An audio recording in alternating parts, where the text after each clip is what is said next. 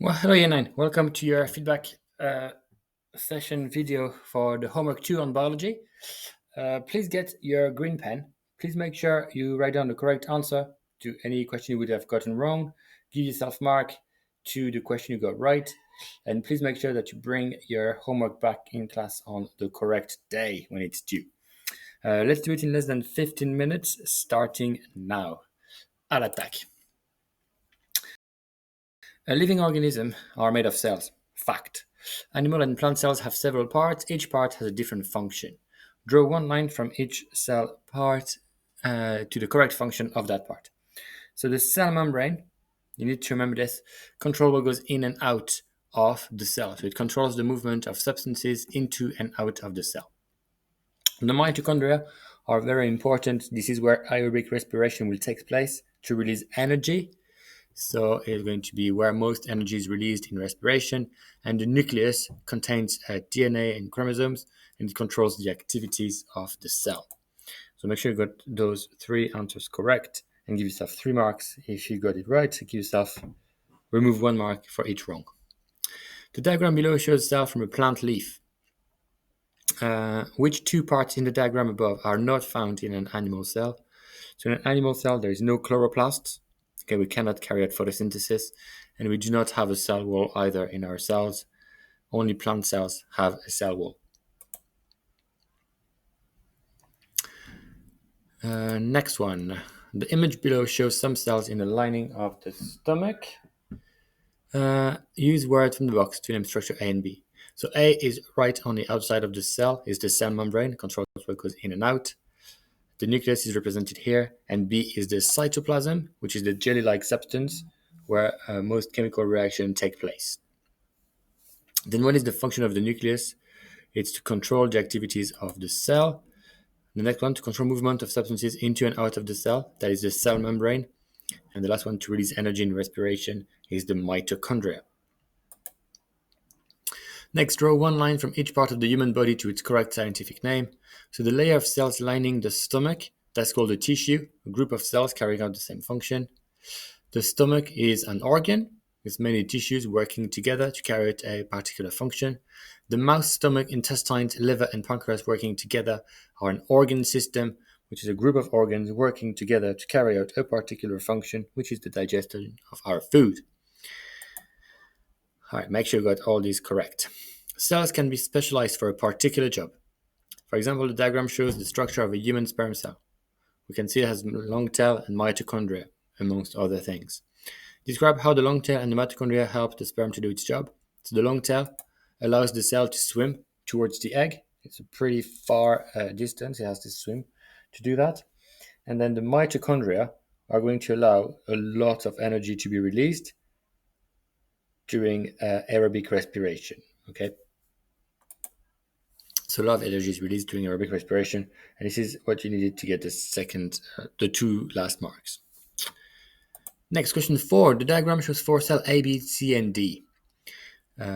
Use the letter to answer the question. Which cell can photosynthesize? Remember, photosynthesis can only happen if you have chloroplast full of chlorophyll, and the only cell that could do that is cell B. Which cell is adapted for receiving and sending information?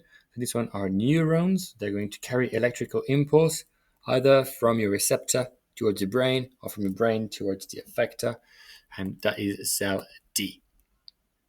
And finally, which cell is adapted to respire quickly? Remember, respiration is carried out in the mitochondria, or one mitochondrion, many mitochondria. So the answer is A. Next one, this question is about organization in living organisms. Write the biological structures from the box in the correct size order. So the smallest one is the nucleus. Okay, the nucleus is a subcellular structure, so it's the smallest one. Then the cell. Okay, so all these subcellular structure are going to form a cell, and then many cells together, or identical cells or similar cells, are going to form a tissue, and then many tissues together are going to form an organ. And if we keep going, many organs together are going to form an organ system, and many organ systems working together are going to make an organism, which is you.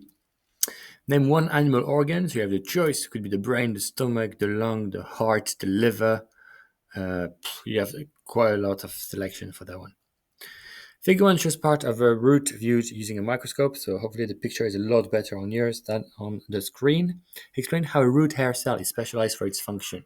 So the function of the root hair cell is to absorb water and mineral ions from the soil into the plant. So the root hair cell has a large surface area to absorb as much water and mineral ions and nutrients as possible. And it also has pretty thin wall to allow a short diffusion pathway, so more water and more ions can be absorbed. Next one is about a microscope. It is easier to view the cells using the low power objective lens first. One reason why is because you have a bigger field of view, because you're going to see much more, and it's a lot easier to focus. And then once you've done the focus, you can change the strength of your objective lens and focus again. To focus the image, the objective lens should be moved away from the stage. The one reason why the objective lens should not be moved towards the stage is to make sure that you don't break the objective lens. It costs quite a lot of money, and if you get too close, and we don't realize it, but you may end up breaking it by touching the slide. And finally, describe how to use a microscope to observe a prepared slide of root hair cells. So you have your slide, you're going to put it on the stage. Then you're going to use the least powerful lens. You're going to adjust the light to make sure you can see proper. Then you're going to actually move the stage up, and then you're going to move it down until the image comes into focus. Then you're going to use the find focus to obtain a clear image. Then you're going to change the objective lens, and you're going to refocus using the find focus button. Okay, I think this is it for me for this homework. Make sure you have all the correct answers written down on your sheet. Make sure you bring it back into class. And to make sure you've watched this video, can you please draw a banana on the last page of your homework? Thank you very much. Have a beautiful day, and I will talk to you very soon. Bye-bye.